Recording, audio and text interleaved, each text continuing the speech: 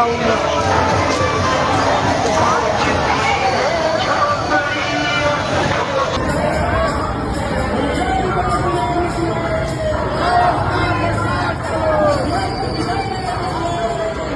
हमारे साथ चलो।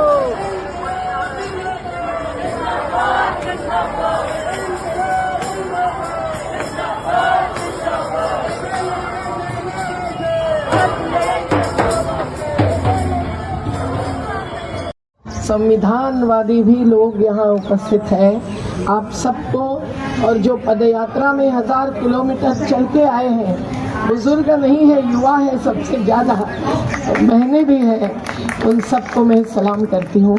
मैं शर्मिंदा हूँ कि मैं इस यात्रा में शामिल नहीं हो सकी, पर आज 50 साल संविधान के पूरा होते हुए हम लोगों को अगर संविधान को जिंदा रखना है तो गांधी विचार को जिंदा रखना भी ज़रूरी है। ये कोई नहीं भूलेगा, क्योंकि गांधी और अंबेडकर जी के बीच में एक अलग सा समविचार था, समन्वय था। गांधी और भगत सिंह के बीच में भी अहिंसा का आधार ही था। भगत सिंह ने भी कहा था कि हिंसा से कभी भी शोषण खत्म नहीं हो सकता है। तो हम भूले नहीं कि आज़ादी आंदोलन में जिन ने शहादत दी है, जिसमें महात्मा गांधी जी भी है, अशफाक उल्लाह भी है, जिसमें बिरसा मुंडा भी है, सभी जाति धर्म के पार जिन्होंने योगदान दिया है, उनकी ही प्रेरणा से, उनकी शहादत से आज हम तिरंगा फहरा रहे हैं। पर आज संविधान के आधार पर अगर जिंदा रखना है इस देश को, तो इस देश के हर नागरिक की भूख प्यास मिटाना जरूरी है। आज इस देश का हर जल जंगल जमीन नदी पहाड़, मैं अभी हिमाचल प्रदेश से ध्वस्तता देखते हुए यहाँ पधारी हूँ, वो दिल ध्वस्त करता है। महाराष्ट्र के 29 जिलों में बाढ़ आई है, उस महापूर ने पूरा ध्वस्त कर दिया है। पर आज ध्वस्त हो रही है खेती, आज उद्ध्वस्त हो रहा है किसान का जीवन, मजदूर का जीवन। 4 कोड्स आए हैं, 29 कानून वापस लिए गए हैं। तो बाबा साहेब अम्बेडकर विधि मंत्री थे, तब से बने हुए औद्योगिक विवाद अधिनियम जैसे कानून आज खत्म हुए हैं। आज कैसे बचाएंगे हम हर नागरिक के जीवन को? आज कैसे बचाएंगे हम इस प्रकृति को, जो राम और रहीम में भी अगर विश्वास करते हैं तो उन्होंने सही विकास में ही विश्वास करना जरूरी है। इस गांधी को चापलूसी करके अपने साथ जोड़ने की कोशिश की, लेकिन उसने देखा कि ये आदमी किसी भी तरह अपने काबू में नहीं आता है और देश इस आदमी के पीछे जा रहा है। इसलिए उन लोगों ने आखिर में ये तय किया कि अब इस आदमी को रास्ते से हटा देना यही एकमात्र रास्ता रह गया। हम आप जो काम कर रहे हैं ये उस जगह से जहां से गांधी गिरे थे, वहां से फिर आगे चलने का काम कर रहे हैं। आप ध्यान में रखिएगा कि इस देश में गांधी के बाद गांधी की तरफ देश को ले जाने का जो सबसे बड़ा आंदोलन चला वो पदयात्रा का ही आंदोलन था। विनोबा की पदयात्रा जो इस देश को 2 बार पांव से घूम गई, नाप गई, वो विरासत है हमारी। हमारी पदयात्रा उस पदयात्रा में जुड़ती है। पदयात्रा का मतलब है लोगों के बीच जाना, लेकिन एक पदयात्रा का मतलब है अपने भीतर आना। आप सारे पदयात्री जो शामिल रहे इस यात्रा में अगर महसूस करते होंगे तो एक हम बाहर भी चल रहे थे और हमारे भीतर भी कुछ चल रहा है। वो भीतर चलना इस लड़ाई का सबसे बड़ा हिस्सा है। जो नारे हम लगाते हैं वो हमारे भीतर उठे, जिस एकता की बात हम करते हैं वो हमारे खून में शामिल हो, नहीं तो अलग अलग परिस्थिति में, अलग अलग दबाव में हम लोग भी भटकते रहते हैं। तो ये गांधी की लड़ाई जो है बड़ी आसान लड़ाई नहीं है, बहुत कठिन लड़ाई है। मन से, वचन से, कर्म से, तीनों से एक नए तरह के हिंदुस्तान की कल्पना के पीछे चलना, गांधी के पीछे चलना है। और सभी मित्रों, यह यात्रा जब 100 दिन के सत्याग्रह के बाद हम लोगों ने कल्पना की और ये हुआ, ध्वंस के दर्द को लोगों तक कैसे ले जाया जाए, क्योंकि बात बिल्डिंग की नहीं थी। वह बुलडोजर गांधी के उस प्रकाशन संस्थान पर, विनोबा के उस प्रकाशन संस्थान पर और जयप्रकाश नारायण के उस घर पर चला है, जहां से सारे आज के तमाम बड़े नेता बैठ करके करते थे, इनसे मिलते थे। मैंने अपनी आंखों से देखा था, लेकिन फिर भी उन लोगों को वहां बुलडोजर चलाते देर नहीं लगी। इसलिए मित्रों, मेरे लिए ये सवाल उस बिल्डिंग का नहीं था, जयप्रकाश जी के उस स्थान का था, जहां बैठ करके हम लोगों ने सीखा था। हम लोगों ने लड़ाई के ककहरे सीखे थे और ये तय किया था कि कभी भी अतताई सत्ता के खिलाफ हम झुकेंगे नहीं। और इसीलिए मैंने ये तय किया। मैंने वहां भी साथियों के बीच में घोषणा की थी और आज फिर आपके बीच में घोषणा कर रहा हूं कि न तो मैं अपने घर में मरना चाहता हूं, न मैं किसी हॉस्पिटल में मरना चाहता हूं। मैं जब भी मरूंगा इस सरकार की सड़क पर मरूंगा या जेल में मरूंगा। इसलिए ये हमारी लड़ाई जारी है और जारी रहेगी। उसमें आप सब लोगों ने पूरी यात्रा में जो सहयोग किया है, मैं उन सभी मित्रों का आभारी हूं, क्योंकि बनारस से लेकर के, इलाहाबाद से लेकर के रायबरेली, ये तमाम इलाके ऐसे थे। आगे के खास तौर से यहाँ साथी श्रीकांत पाल और प्रतिभा बैठी हुई हैं।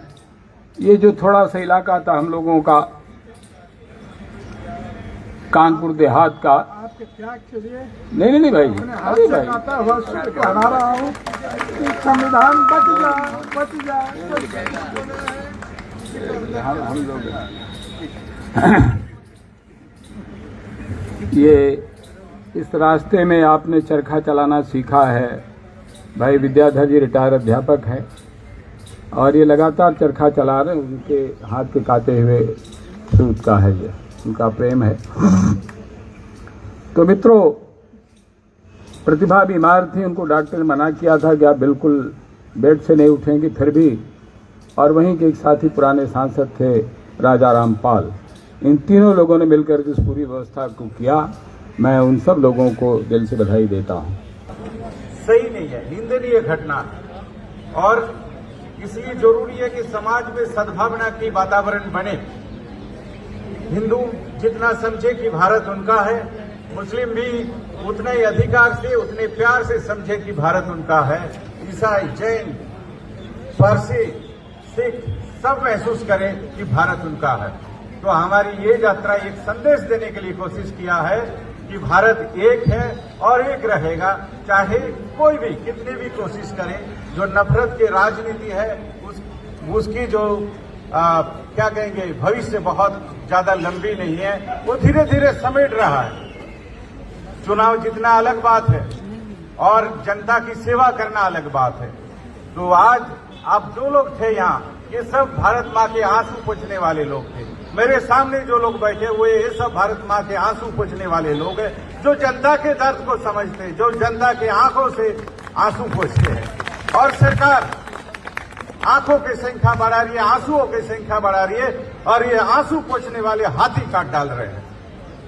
तो ऐसे समय में हम लोग सबसे निवेदन करते कि देश को एक रखने के लिए हम अपनी कुर्बानी देने के लिए तैयार हैं।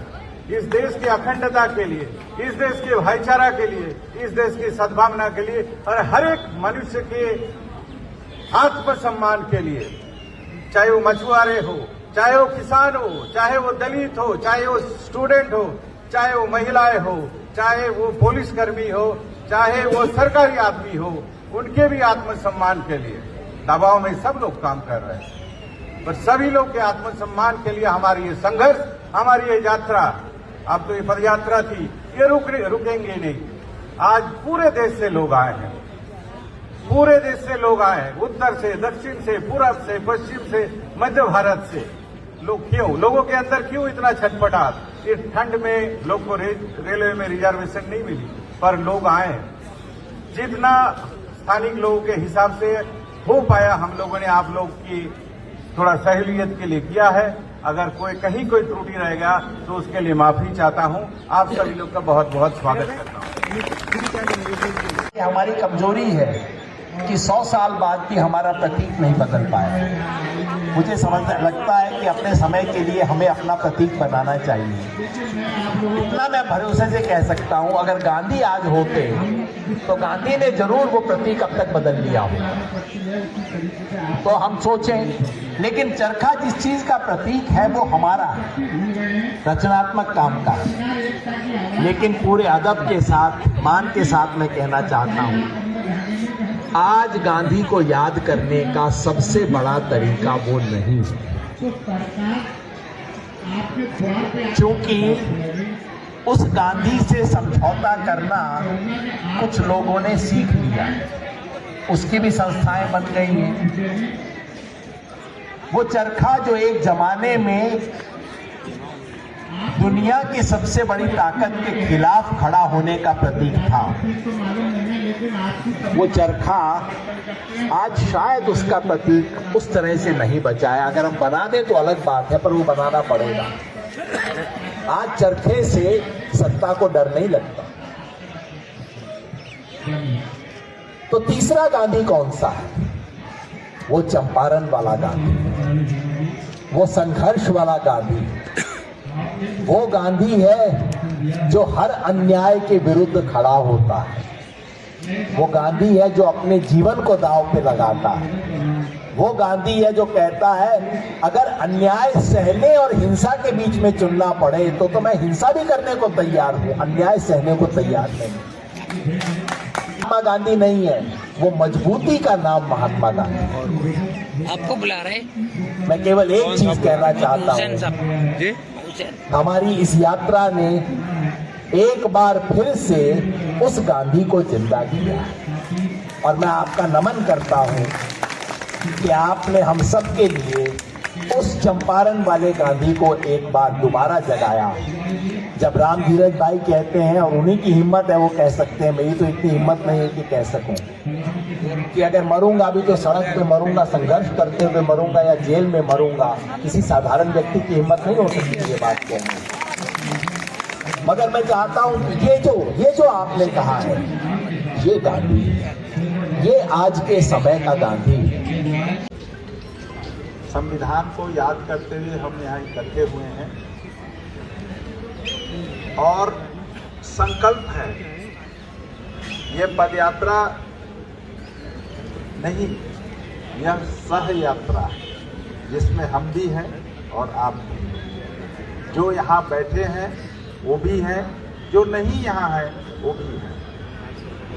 जिन्होंने हमारे पड़ावों का इंतजाम किया, उसमें से कई साथी यहाँ आए हैं। श्रीकांत हैं, प्रतिभा हैं, आलोक है, उषा विश्वकर्मा है, ये सब हमारे साथी हैं। आप चले ना चले लेकिन साथ हैं। इसलिए एक कदम गांधी के साथ ये कारवां प्यार का जो हमने शीर्षक तय किया, हम एक कदम चलते हैं। कभी कभी इतिहास में वो एक कदम 1000 कदम से भी ज़्यादा महत्वपूर्ण होता है। आज इतिहास इसका फैसला करेगा, हम इसके बारे में कोई बात नहीं कर सकते कि हम एक कदम चल पाए या उसमें 1000 कदम का पोटेंशियल रहा। दोस्तों, यह यात्रा एक विध्वंस की कवायद से शुरू हुई। विध्वंस सिर्फ भवनों का नहीं है। भवन तो आज गिरे हैं, कल बन जाएंगे, उससे भी बेहतर बन सकते हैं। लेकिन एक बौराई हुई सत्ता, अहंकार में डूबी हुई सत्ता, सत्ता संस्थानों को नष्ट विनष्ट कर देने वाली सत्ता, उसने यह कर्म किया, उसने यह कृत्य किया। और इसलिए किया कि आजादी आंदोलन और सूफी संतों की जो विरासत है, वो विरासत को मिटा देना चाहते हैं, उस इतिहास को मिटा देना चाहते हैं। और इसलिए मिटा देना चाहते हैं कि उनका अपना कोई इतिहास नहीं, और जो इतिहास है वो दागदार है, उसकी वो कहीं जिक्र तक नहीं कर सकते। तो उन्होंने सर्व सेवा संघ परिसर राजघाट वाराणसी को ध्वस्त किया है, और उसके ध्वंस में एक नए समाज के निर्माण का तत्व छिपा हुआ है।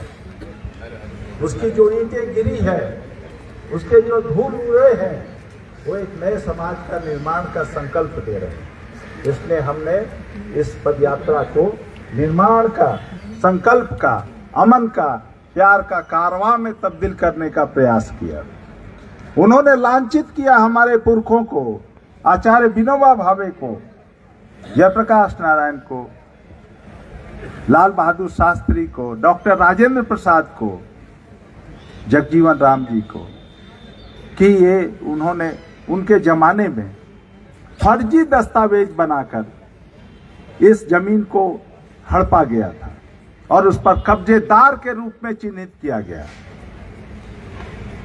और ये इस सरकार को, इसके कारिंदों को इस बात की थोड़ी सी भी चिंता नहीं है कि किनके ऊपर हम ये लांछना लगा रहे हैं। जिन विनोबा भावे ने 14 वर्ष तक पदयात्रा करके 48 लाख एकड़ जमीन दान में मांगी, और उसमें से अधिकांश जमीन दलितों, मजदूरों, भूमिहीनों, आदिवासियों के बीच में वितरित किया, वो 12.89 एकड़ जमीन फर्जी दस्तावेज के आधार पर कब्जा करेंगे। यह बात सोचते और लिखते वक्त उनकी जो रूह थोड़ी भी कांपी नहीं, और उसके जो हुक्मरान और संरक्षक हैं वो चुपचाप इस तमाशे को देखते रहे।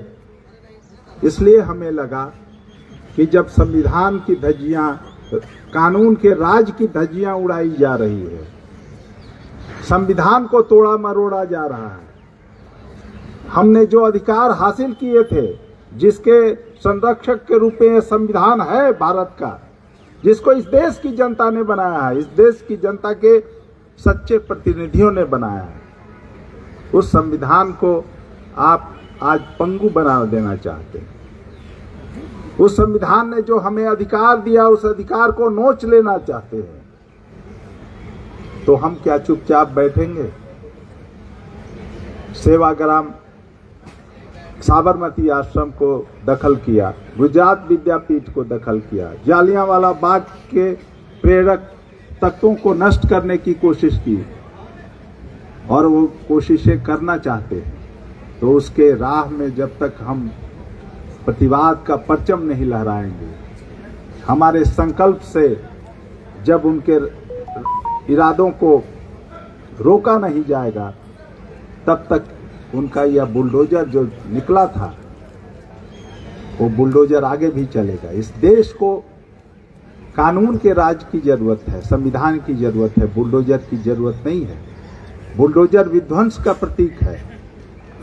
हालांकि उसका उपयोग मशीन है, निर्माण के लिए भी होता है, लेकिन आज उसने इसे बुलडोजर को विध्वंस का प्रतीक बना दिया है। दोस्तों, हम इसी पृष्ठभूमि में इस पदयात्रा का आयोजन किए हैं, और ये पदयात्रा चलती रहेगी, कई रूपों में चलेगी, और देश के हर कोने कोने में इसके जाने की जरूरत है, और हम इसकी योजना भी बनाएंगे। लेकिन आप सब इसमें शामिल हुए, मुस्तैदी से शामिल हुए। कई संगठन, राष्ट्र निर्माण अभियान, जन मुक्ति संघर्ष वाहिनी, और भी दर्जनों संगठन, रेड ब्रिगेड, वीरांगना वाहिनी, कई संगठन इसमें शामिल हुए। योगेंद्र जी, भारत जोड़ो अभियान, और यहाँ पर जितने लोग हैं, NAPM, सारे संगठनों ने इसमें अपना योगदान दिया है। मैं आपके इस योगदान के लिए आपका तहे दिल से शुक्रिया अदा करता हूं और पुनः एक बार श्याम नारायण मिश्र को सलाम करते हुए अपनी बात को यहीं समाप्त करता हूं। शुक्रिया।